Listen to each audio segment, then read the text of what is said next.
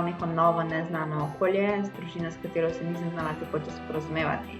Ampak ravno zato sem se naučila ogromno španščine, saj sem dosti bolj govorila špansko kot slovensko, angleščino pa moja gostiteljska družina ni znala najbolje.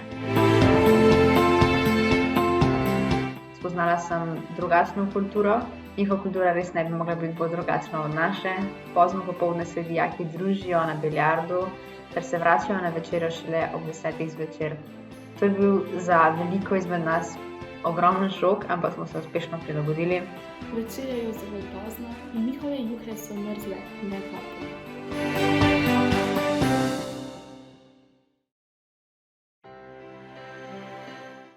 Vendar mi je izmenjava bila zelo všeč, saj sem se tako lahko povezala tudi z drugimi mojimi vrstniki iz drugih držav. Pridobila sem tudi veliko novih prijateljev in če bi lahko, bi šla še enkrat. Upam, da se vidimo. Adijo!